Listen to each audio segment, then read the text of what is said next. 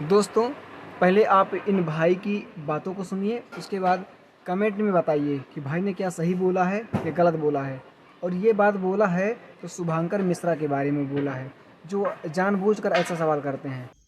शुभांकर जी, ये बात आपको किसने बोली? ये बात आपको पूज्य प्रेमानंद महाराज जी ने बोली, उनके शिष्य परिकर ने बोली कि उनकी किडनीज जादू से चल रही हैं। उन्होंने तो हमेशा यही बोला कि मेरी किडनीज खराब हैं।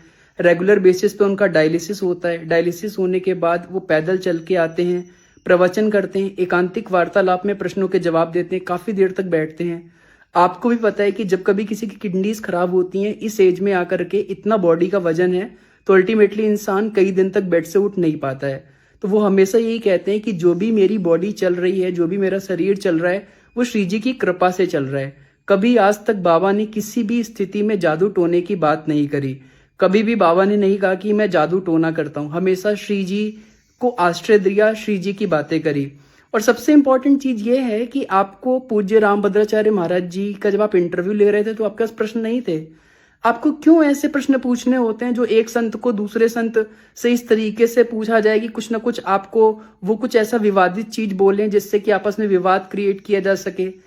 आप सनातन धर्म की बिल्कुल भी रक्षा नहीं कर रहे हैं। आप सनातन को प्रोटेक्ट नहीं कर रहे हैं। आप सनातन को और कमजोर कर रहे हैं, धर्म को और कमजोर कर रहे हैं। क्योंकि जब इंसान देखेगा कि अरे इतने बड़े संत दूसरे बड़े संत के बारे में ऐसे कह रहे हैं, ये चीज के बारे में कह रहे हैं।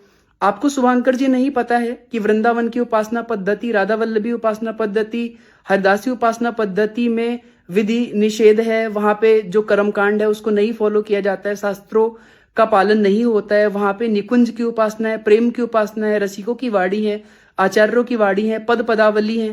फिर भी आपने जानबूझ के ऐसी बात पूछी कि महाराज जी ऐसा बोलें जिससे कुछ ना कुछ जाकर के डिस्प्यूट क्रिएट हो और अल्टीमेटली वो वीडियोस वायरल हो। शुभांकर जी, मैं तो बस आपको कहना चाहता हूं कि इतना समझदार होने के बाद आपकी ऑलरेडी इतनी वीडियोस हिट जा रही हैं, आप ऑलरेडी इतना पॉपुलर हो, आप क्यों धर्म को और खराब करने पे लगे हुए हो?